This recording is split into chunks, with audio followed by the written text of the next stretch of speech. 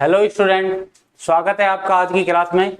मैं अभिषेक Jahangir unique way classes की ओर से आपका स्वागत करता हूं। तो बेटा आज मैं स्टार्ट करने वाला हूं ज्योमेट्री ज्यामिति। ज्योमेट्री और ज्यामिति मतलब ये स्टार्ट करने का मेरा एक कारण है कि कई बच्चों ने मुझे बोला भी है कि सर हमें ज्योमेट्री नहीं आती है, ठीक है, क्योंकि 10th क्लास ले या 9th क्लास ले, हम 11th 12th क्लास लेते हैं, ठीक है। 8th क्लास में भी आजकल यही चीजें हमारे काम में आती है। थ्योरम वगैरह जो हमारी एक्सरसाइज आती हैं उनमें हमारे ये चीजें काम में आती हैं। और बेसिक जो चीजें हमारी जैसे आयत है, वर्ग है, त्रिभुज है, रेखा, कोण, ठीक है, ये सभी चीजें हमारी काम में आती हैं। और ये सभी चीजें हमारी किसके अंदर आती हैं? ज्यामिति, ज्योमेट्री के अंदर आती हैं। इसलिए मैंने आज जो टॉपिक उठाया है, हमारा जो कॉन्सेप्ट है वो कौन सा है कि ज्योमेट्री ज्यामिति, ठीक है। इसके अंदर भी हम टॉपिक बांटते चलेंगे। तो इसमें सबसे पहला टॉपिक जैसा कि आपको दिख रहा होगा, क्या स्टार्ट करेंगे हम आज? रेखा एवं कोण, ठीक है। रेखा और कोण हम आज स्टार्ट करने वाले हैं, रेखा एवं कोण। तो रेखा एवं कोण में ये हमारा पार्ट नंबर 1 होगा, ठीक है, पार्ट नंबर 1 होगा। तो रेखा एवं कोण हम स्टार्ट करते हैं। तो उसमें सबसे पहले मैं बात करूंगा आपके सामने रेखा की। सबसे पहले हम बात करेंगे रेखा। अब रेखा क्या होती है ये हम देखेंगे। तो रेखा देखो बच्चों क्या होता है, जैसे कि हमारे पास कोई दो बिंदु हैं, जैसे कि हमारे पास कोई दो बिंदु हैं, दो बिंदुओं के जो बीच की दूरी हमारे पास होती है, दो बिंदुओं के बीच की जो दूरी है वही क्या कहलाती है? रेखा कहलाती है, ठीक है। दो बिंदुओं के बीच की दूरी जो है वो क्या कहलाती है? रेखा कहलाती है, ठीक है। तो इसकी परिभाषा हम लिखेंगे कि दो बिंदुओं के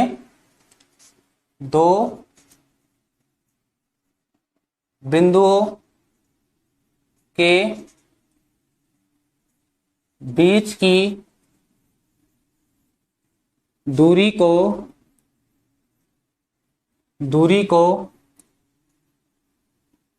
रेखा कहते हैं, ठीक है। दो बिंदुओं के बीच की दूरी को क्या कहते हैं? रेखा कहते हैं। और इसमें हम ये वाला डायग्राम बना सकते हैं आसानी से कि समझने के लिए। दो बिंदु बनाए, इसकी बीच की दूरी ये क्या कहलाएगी? रेखा कहलाती है, ठीक है। इस डायग्राम को हम इसमें बना सकते हैं। ये हो गई हमारी रेखा की बात। अब रेखा के बाद आपने कुछ ऐसा वर्ड कभी सुना भी होगा, किरण, ठीक है। आपने एक शब्द सुना होगा किरण। तो हम किरण की बात करने वाले हैं नेक्स्ट। किरण क्या होती है देखेंगे। किरण क्या होती है, जैसे कि मान लीजिए ये कोई बिंदु है और ये हमने कोई रेखा बनाई, ठीक है। या हम डायरेक्ट ये बोले बिंदु ना लेके चलेंगे, तो हमने एक रेखा बनाई, ठीक है। तो इस रेखा को एक ही दिशा में बढ़ाया जाए, ठीक है, चाहे तो इधर बढ़ाइए चाहे इधर बढ़ाइए, तो किसी रेखा को एक ही दिशा में बढ़ाते हैं वो क्या कहलाती है? किरण। जब किसी रेखा को एक ही दिशा में बढ़ाया जाता है तो वही क्या कहलाती है? किरण कहलाती है। यही इसकी परिभाषा हो जाएगी। तो हम लिखेंगे जब किसी रेखा को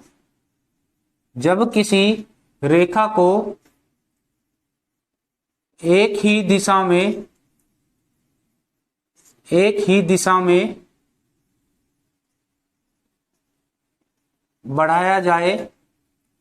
में बढ़ाया जाए तो वह किरण कहलाती है,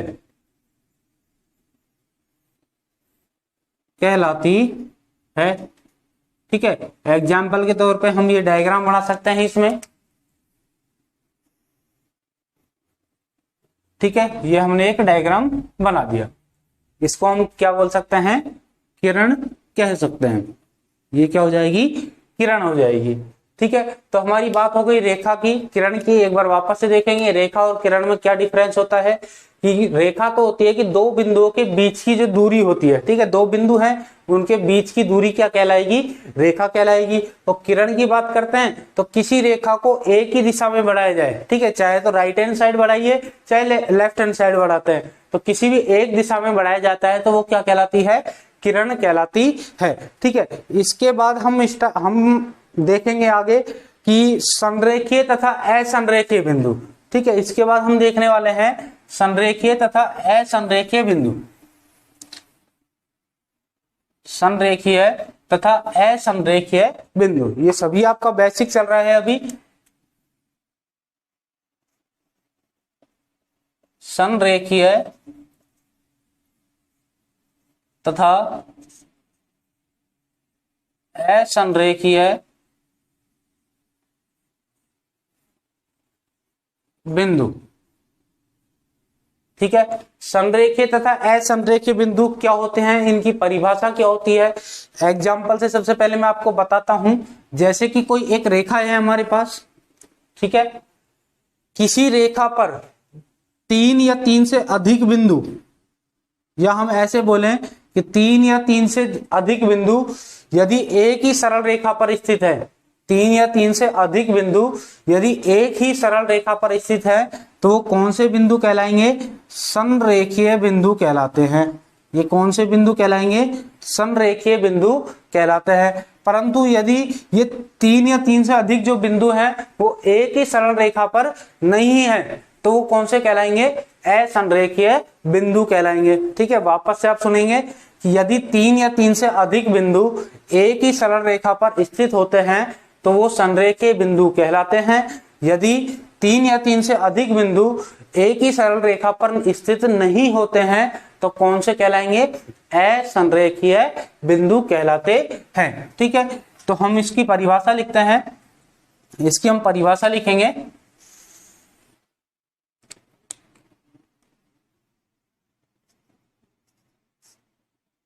यदि 3 या 3 से अधिक बिंदु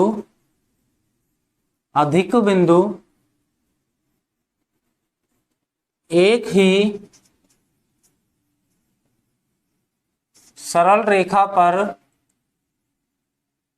ही सरल रेखा पर स्थित होते हैं तो वे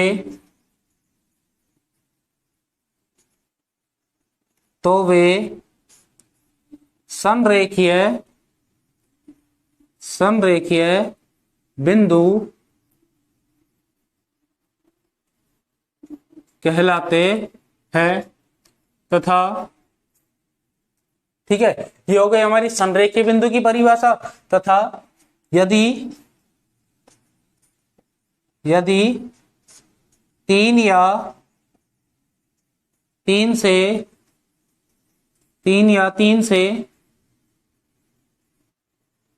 अधिक बिंदु एक ही सरल रेखा पर स्थित नहीं होते हैं तो वे असंरेखीय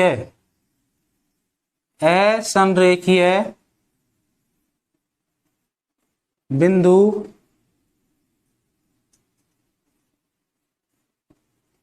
कहलाते हैं। ठीक है, क्लियर है। देखेंगे क्या है संरेखीय तथा असंरेखीय बिंदु की परिभाषा। यदि 3 या 3 से अधिक बिंदु एक ही सरल रेखा पर स्थित होते हैं तो वो कौन से बिंदु कहलाते हैं, संरेखीय बिंदु कहलाते हैं। ठीक है, और यदि 3 या 3 से अधिक बिंदु एक ही सरल रेखा पर स्थित नहीं होते हैं तो वो कौन से बिंदु कहलाते हैं, असंरेखीय बिंदु। क्लियर है, आगे बढ़े। संरेखीय असंरेखीय बिंदु हो गया। हमने क्या क्या पढ़ा है अभी, रेखा पढ़ा है, रेखा को ही हम सरल रेखा बोलते हैं, जैसे कि मैंने यहाँ पर काम में लिया। ठीक है, रेखा को ही हम क्या कहते हैं, सरल रेखा कहते हैं। तो हमने रेखा पढ़ा था, रेखा में क्या परिभाषा थी, दो बिंदुओं के बीच की दूरी को रेखा कहते हैं। इसके बाद हमने क्या देखा था, इसके बाद हमने देखा था किरण। ठीक है, किरण में हमने क्या देखा था कि किसी भी रेखा को एक दिशा में बढ़ाया जाता है तो वो क्या कहलाती है, किरण कहलाती है। इसके बाद हम संरेखीय असंरेखीय बिंदु हमने देखे हैं। असंरेखीय बिंदु की परिभाषा क्या होती है, जब तीन या तीन से अधिक बिंदु एक ही सरल रेखा पर स्थित होते हैं तो वो संरेखीय बिंदु कहलाते हैं। और असंरेखीय बिंदु की परिभाषा क्या है, जब तीन या तीन से अधिक बिंदु एक ही सरल रेखा पर स्थित नहीं होते हैं तो कौन से बिंदु कहलाते हैं, असंरेखीय बिंदु कहलाते हैं। क्लियर हो गया होगा। ठीक है, आगे बढ़ेंगे तो आगे हमारा टॉपिक है इसी में ही। ठीक है, आगे इसी में ही हमारा अगला है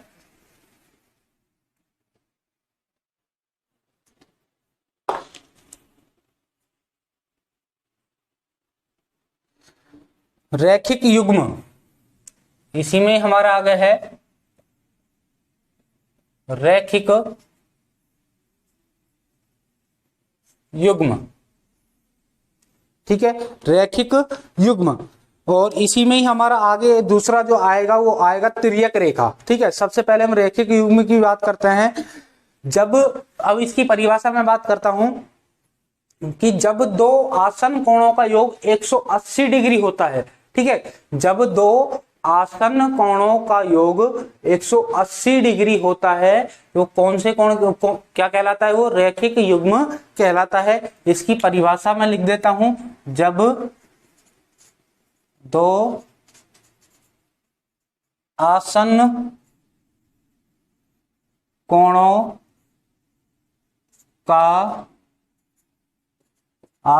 कोणों का योग 180 डिग्री होता है तो वे रैखिक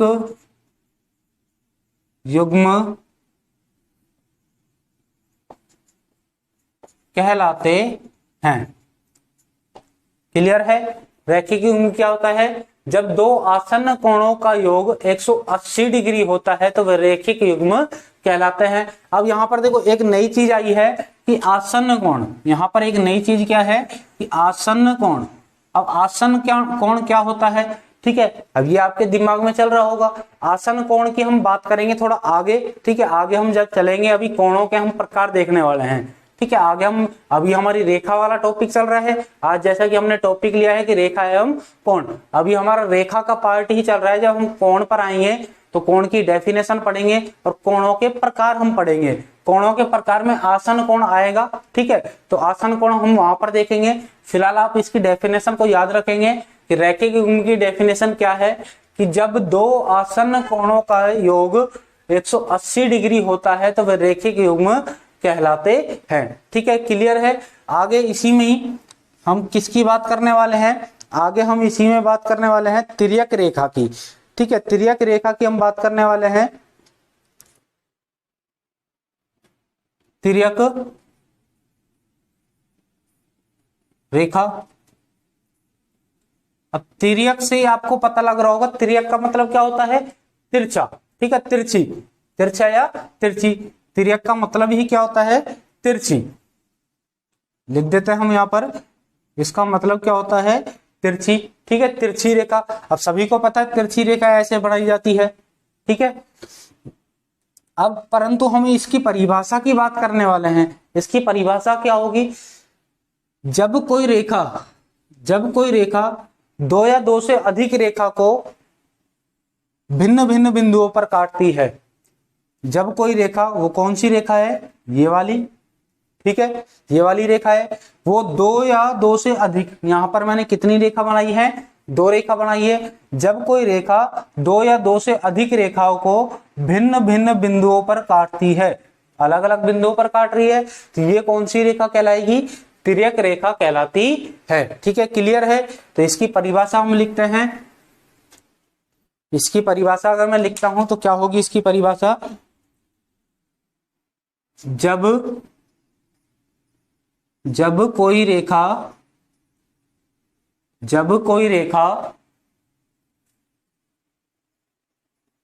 दो या दो से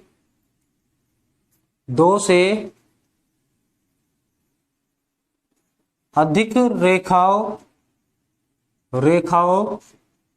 को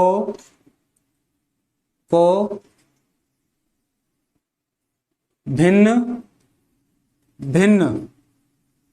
भिन्न का मतलब क्या हो गया? अलग अलग, भिन्न भिन्न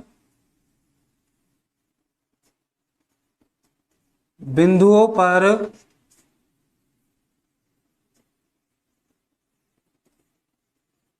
काटती है तो वह रेखा तिर्यक रेखा कहलाती है। तिर्यक रेखा कहलाती है। वह रेखा कौन सी रेखा कहलाती है? तिर्यक रेखा कहलाती है। क्लियर? तो डायग्राम जैसा कि मैंने अभी बनाया था वही डायग्राम होगा कि ये दो रेखा हमारी हुई और इस दो रेखाओं को एक तीसरी रेखा अलग अलग बिंदुओं पर काट रही है। अलग अलग कौन से बिंदु होंगे हमारे? ये वाले होंगे अलग अलग बिंदु, भिन्न भिन्न बिंदु हो गए। इसमें तिर्यक रेखा कौन सी होगी? ये वाली हमारी कौन सी रेखा होगी? तिर्यक रेखा होगी। ठीक है, ये हमारी कौन सी रेखा हो गई? तिर्यक रेखा हो गई। इनके नाम दे देते हैं, जैसे ये रेखा हो गई एल एम। ठीक है, यहां पर हमने नाम दे दिए ए और बी बिंदुओं पर ये काट रही है। ओके, क्लियर है? क्लियर है तो आगे बढ़े। तो हमारा हो गया रेखा, हो गया रेखा को ही सरल रेखा बोलेंगे। इसके बाद हमारा किरण हो गया, संरेखीय असंरेखीय बिंदु हमारा हो गया, रैखिक युग्म हो गया। इसके बाद हमारा तिर्यक रेखा हो चुका है। ठीक है, आगे हम अब बात करने वाले हैं, आगे हम अब किसकी बात करने वाले हैं? कोण की। ठीक है, अब हम कोण पर आने वाले हैं क्योंकि रेखा में बस हमारे इतनी सी चीजें थी। अब हम कोण पर आएंगे। कोण का हमारा जो टॉपिक है वो थोड़ा लंबा चलेगा। ठीक है, मतलब पार्ट 2 तक जाएगा, यहीं पर खत्म नहीं होगा पार्ट नंबर 1 में। तो हम कोण आज ही स्टार्ट कर देते हैं। तो हमारा जो होगा अगला कोण, कोण को इंग्लिश में क्या बोलते हैं? एंगल। ठीक है, कोण। तो कोण की हम डेफिनेशन की बात करते हैं। कोण की डेफिनेशन क्या होगी? देखो डायग्राम से मैं आपको बताता हूं कि जब दो रेखाओं के मैं डायग्राम बना ही देता हूं। जब दो रेखाओं के पीछे वाले बिंदु किसी एक बिंदु पर मिलते हैं, जब दो रेखाओं के पीछे वाले बिंदु किसी एक बिंदु पर मिलते हैं तो किसका निर्माण होता है? कोण का निर्माण होता है। ठीक है, जब दो रेखाओं के पीछे वाले बिंदु क्या हो गए? ये तो आगे बढ़ रही है। ठीक है, ये आगे वाले बिंदु हो गए। तो दोनों रेखाओं के पीछे वाले बिंदु किसी एक बिंदु पर मिल रहे हैं तो ये तब यहां पर किसका निर्माण हो जाएगा? कोण का निर्माण हो जाएगा। जैसे कि अगर मैं यहां पर नाम दे देता हूं ए बी सी, तो यहां पे कौन सा कोण बनेगा? कोण ए बी सी। ठीक है, तो यहां पर देखो एक चीज आपको हमेशा याद होनी चाहिए, पता होनी चाहिए कि जो हमारा एंगल बन रहा है, मतलब बी पर हमारा एंगल बन रहा है, जिस बिंदु पर हमारा एंगल बनता है वो हमेशा मिड में आना चाहिए, बीच में आना चाहिए, बीच में आता है वो। ठीक है, तो हम इसको ए बी सी भी बोल सकते हैं या सी बी ए भी बोल सकते हैं, परंतु ये कहां पर आना चाहिए? बीच में आना चाहिए। तो हमारी कोण की परिभाषा क्या बनेगी? कोण की परिभाषा हमारी पास बनेगी कि जब दो सरल रेखाओं के पीछे वाले बिंदु किसी एक बिंदु पर मिलते हैं तो कोण का निर्माण होता है। इसकी परिभाषा हम लिखते हैं, जब दो, या हम इसको सरल रेखा की जगह हम ये बोलें इसको किरण, जब दो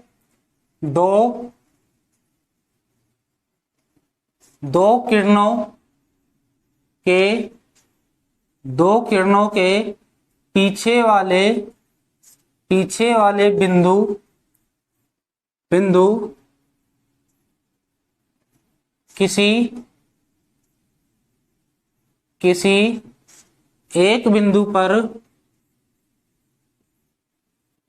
किसी एक बिंदु पर मिलते हैं तो कोण का निर्माण होता है। तो किसका निर्माण होता है? कोण का निर्माण होता है। क्लियर है? जब दो किरणों के पीछे वाले बिंदु, अब मैंने किरण क्यों बोला, क्योंकि मैंने अभी आपको डेफिनेशन बताई थी। डेफिनेशन क्या बताई थी कि किसी भी रेखा को एक ही दिशा में बढ़ाया जाए। यहाँ पे हमने बढ़ाने का निशान बनाया है, तीर का निशान लगाया है, ठीक है। तो इस रेखा को हम आगे बढ़ा रहे हैं, तो मतलब ये क्या होगी, किरण होगी। तो इसलिए मैंने यहाँ पे किरण लिखा है कि जब दो किरणों के पीछे वाले बिंदुओं को, पीछे वाले बिंदु किसी एक बिंदु पर मिलते हैं तो किसका निर्माण हो जाता है, यहाँ पर कोण का निर्माण हो जाता है। क्लियर है। अब हमारा जो आगे आएगा वो क्या आएगा, कोणों के प्रकार। अब हम इसमें आगे जब चलेंगे तो किस पे चलेंगे, कोणों के प्रकार पर हम चलेंगे। कोणों के प्रकार, कोणों के प्रकार की हम बात करेंगे, और ये बात हम कहां पर करेंगे, हमारे पार्ट नंबर 2 में। हमारी नेक्स्ट क्लास में हमारा जो पार्ट नंबर 1 था रेखा एवं कोण का, वो यहीं तक था। आगे हम कोणों के प्रकार की बात पार्ट नंबर 2 में करेंगे, और पार्ट नंबर 2 में हम कोणों के सभी प्रकारों को पढ़ लेंगे। कोणों के कई प्रकार होते हैं, ठीक है। तो ये हमारा थोड़ा बड़ा लेक्चर हो सकता है, कोणों के प्रकार हमारे कंप्लीट करने हैं पार्ट नंबर 2 में, ठीक है। तो मुलाकात होगी हमारी पार्ट नंबर 2 में, हमारी नेक्स्ट क्लास में। आज की क्लास हमारी यहीं पर समाप्त होती है। यदि आपको हमारी वीडियो जो अच्छी लगती है, हमारी क्लास की वीडियो अच्छी लगती है, तो प्लीज लाइक करें, शेयर करें और सब्सक्राइब करना ना भूलें चैनल को। धन्यवाद।